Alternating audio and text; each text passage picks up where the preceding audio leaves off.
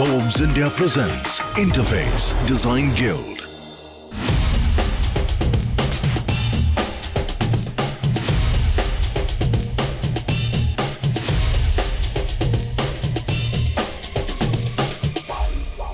Hello and welcome to Forbes India presents Interface Design Guild, a series where we explore how thoughtful design doesn't just shape environments, but also the way we feel, think, and interact within them. Today, we're exploring a theme that's becoming central to modern design conversations: the psychology of space. From reducing stress and improving focus to creating warmth, connection, and emotional comfort, the spaces we inhabit influence our mental well-being far more than we realize. Designers today are not just shaping structures, they are shaping human experience as well. And joining me to unpack this fascinating intersection of design and mental wellness is a leader who understands this deeply. Megha Verma, Design Director at Tablespace. Megha, welcome to the podcast. Good to have you with us. Thank you, Preeti. And together, me and Megha are going to explore how the right design decisions can really calm the mind, uplift communities, enhance productivity, and even be measured for real impact. So Megha, let's begin. And I'm very fascinated by the topic today, the psychology of space. Let me begin by asking you that when we, design for mental wellness, from a designer's perspective, what are the primary architectural elements that you keep in mind, which can either, reduce stress or calm our mind? Calmness isn't just about softness, it's about balance, it's about clarity, and it's about sensory harmony. I think a well-composed environment where your body instantly feels comfortable in. I think a lot of times calmness is associated with muted palettes, but to me, I think deep palettes can also be very grounding. Like imagine yourself in a room with deep red walls and light oak joinery of furniture and ambient lighting. That can feel very grounding. And to me, that is also a calm space. So I think a lot of it is about the balance in materials that you bring into the space. A well-planned space is something where you walk into a space and you intuitively know where to go. So clear sight lines, visual anchors that guide you, and well-defined zones. Harsh lighting, I think, is something that can induce stress. So without you even realizing it. Acoustics play a very important role in how one feels in a space, right? Yeah. A chaotic, noisy environment automatically shifts you. You don't feel comfortable in that space versus quieter, well-planned acoustics in a space make you feel comfortable instantly. Your mind feels quieter, you feel calmer in that space. And I think another point that is very important is proportions. Low ceilings or even really tall ceilings, they both can feel very unsettling.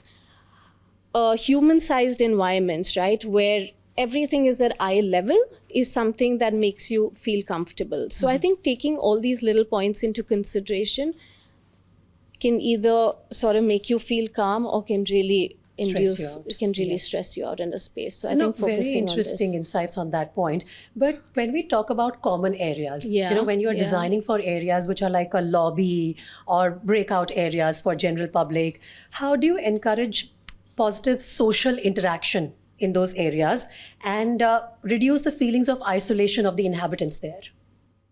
I think as designers, we're really lucky that we can really control how someone sort of moves through a space, right? So you have that power and you have that responsibility in terms of how you want to guide people to move through a space. And I think all of this starts with planning. How you plan a space is how you sort of create flow in a space. And I think the right flow can always create connection in a space. So taking an example of designing a lounge, right? Having sofa backs to each other versus an open large lounge with sofas facing each other. You are automatically creating a setting where people would initiate a conversation, there is eye contact. So that is something that really helps. A simple example of a coffee bar in any space, whether it's an office, you tuck in a coffee bar counter, You move into the space, you go grab your coffee, you face your back, and then you move away. Versus if I just place a generous island in front of the coffee bar, you are automatically getting people to come and pause, gather around. You say your quick hellos for the day, you initiate conversation. And I think today, whether it's in workspaces, this is how culture is built. Culture does not live in the mission statement of a company anymore, right? It lives in the collisions and the conversations that happen every day. And I think design is something that has the power to sort of create that in the way you plan your space. I also like designing for low commitment spaces. By that, I mean within these common areas, right? You want to give people the space where they decide how much engagement they want to put into that space, right? So if you have a high table, you come in there for a quick moment, grab your coffee, say a quick hello, and you move from there. Yeah. Creating little nooks within that common area where two people can sit and have a longer conversation, right? It's a more intimate conversation. Having larger communal tables where you can drift in and out of conversations. So giving people those options. And at the same time, I think how do you make these spaces inviting is then based on the materiality of the space, the look and feel, the mood that you're trying to bring into the space. Very interesting. So people feel that they have the power to decide their engagement. But actually, Yes. we're the ones who are controlling it for you, in some sense. Yeah, that's fantastic. But Yeah. it's interesting the way the word that you use, that it feels very powerful to know that you can control somebody's emotions and engagement ratios. Right. But when we make such decisions, which are primarily based on the psychological benefits of those who are using that space, how do we really quantify the return on investment on such designs? When people feel calm in a space, when they feel comfortable in a space, when they feel connected in a space, I think that directly shows on their performance and when they stay in a company. But I think you can look at it from 3 different lenses. So I think one would be a human lens. There it's just seeing how, if people are happy, are they comfortable, are they less anxious at work, are they performing better? Behavioral lens. How much are each of these spaces being used, right? So when you have recreation rooms, are they packed during the day? Are people using these spaces? Are your breakout spaces being used a lot? Are your quiet nooks and wellness rooms being used by the people? So, and this is something that you can do with a lot of data analysis, right? These days you have a lot of these to check in terms of the usability of each of these spaces. And then I think it comes from a business lens as well, right? Today, what is your churn? Like, if people are happy, they're staying in the organizations. So I think a lot of it comes from how you design the space, and if people really want to be there and they want to work there. Right. So it's all interconnected. Yeah, You yeah. can clearly see if a space is a hit, if it's, the human behavior accordingly is panning out in that Correct, space. correct. Okay. So Megha, I want to come to a topic which you briefly touched about earlier Yeah. also. When we talk about the psychological impact of a space and designing it accordingly, what are the materials that you keep in mind that can really make or break that space into a, hit or a miss? I think when you design a space, like, the most important thing is to think about how do you want to make someone feel in a space. And I think the materials in a space really speak to that part of it. We explore a space through our senses, right? When we touch, we feel. Yeah. And that automatically gives you memory. So I think picking the right materials plays a very pivotal role in the type of mood that you're trying to create. So you always think about what is the mood that you're trying to create in a space. Also, a lot of that is also influenced by, say, the climate and the geography of a space, right? When you are looking at, say, European countries or Scandinavian countries, where you see a lot of lighter palettes. Why do they have lighter palettes? Because they are craving a lot of natural light in the space versus spaces that have a lot of natural light. That's when you can go slightly deeper in your palettes, in your color tones, right? So I think all of that really influences how you pick your materials. You're picking wood when you want to bring in a feeling of warmth into the space. Overusing too much of high gloss materials or glass can can make you feel uncomfortable in a space. But I think it again comes down to the same point of balance, right? The balance in materials, the textures, color plays a very important role. In a lot of cultures, color is perceived very differently. Yeah. In India, color is loved by people versus in the Scandinavian countries or like Japan, they prefer more muted palettes. That's what brings in a feeling of calmness. So all of that sort of ties in together, I think, when you're looking at materiality. So when it comes to choosing the right material, you have emphasized on the fact that it depends on the cultural preferences and the Correct. geography that we are operating in. But when we talk about a wider topic like mental wellness, and when we are designing a space for that, is there a universal formula to that also, or is it also very specific when it comes to, designing by culture, geography, and climate? So I think the intention is universal, but the expression is local. And I think, this sort of ties into what we were speaking about, the climate, the geography, right? In different countries, it is expressed differently. But say like today, like a calm space, whether you're sitting in Mumbai or in Madrid, is going to make you feel calm, right? So humans feel the same way everywhere. But I think how it's expressed, I think varies in different countries. So I think like say in India, wellness is social, right? It's you have large tables where people like to gather around. That's something that makes you happy, that makes you comfortable. Versus, I would say in countries like Japan, wellness is, I wouldn't say private, but it is quiet, right? So in their spaces, they prefer, again, lower seating, smaller tables with slight partitions, low height partitions between their spaces. So every culture, because to every culture, they perceive proximity differently. They perceive a social setting differently. In places like Europe, it's all about balance, right? Wellness is balance. So I think that definition of wellness changes with different regions.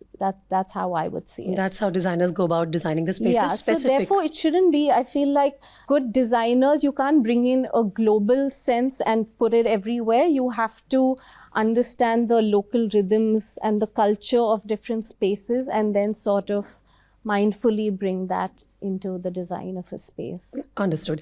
Okay, so Megha, I know you told me that you are in this profession for the last 15 years. Yeah. But I want to go close to when the pandemic hit us, back in 2020. Do you think that pandemic really shaped our collective awareness of the relationship that our space and mental health has, or was it always there? I think it collectively made us all understand the importance and the impact of how a space can influence us, right? I think earlier it was very theoretic, but during the pandemic, like that's when I think people really realized how, like everyone realized, right? In their home, you wanted to make all these little changes because you realize the impact of a space. And I think from a design perspective, what has shifted is not how you just design a space, but the focus on how do you want to make someone feel in a space. And I think that has changed a lot. So say in workspace design, where you were focusing so much on the efficiency, putting in a lot more seats, but today you're thinking more about purpose in your design. You used to have a lot of like open floor plans, right? But today, like post the pandemic, you want to create more layered experiences within a space because people come into work.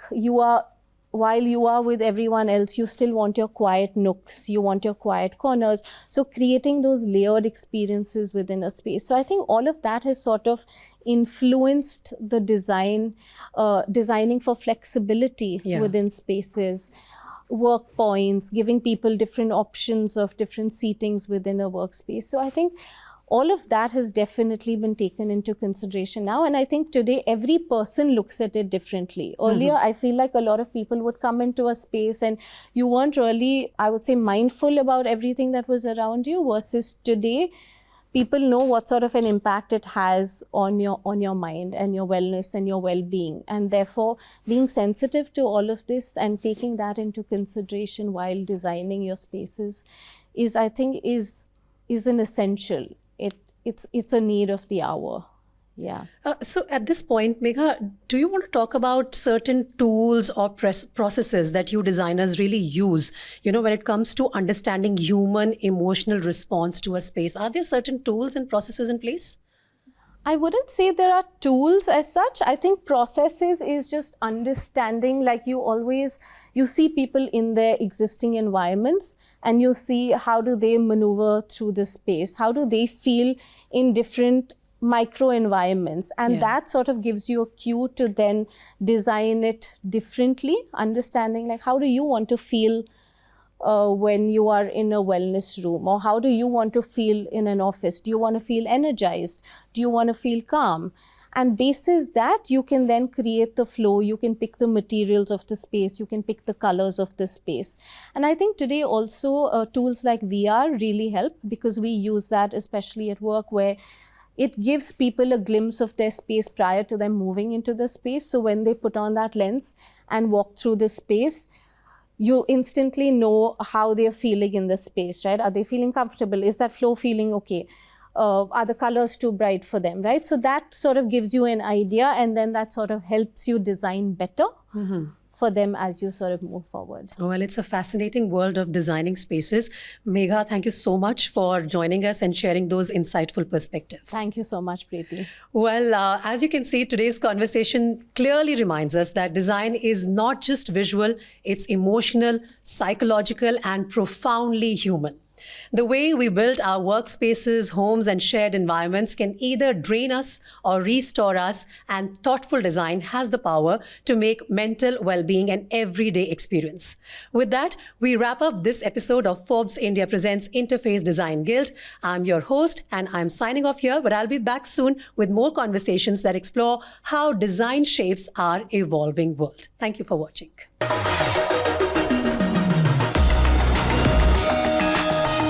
Forbes India presents Interface Design Guild.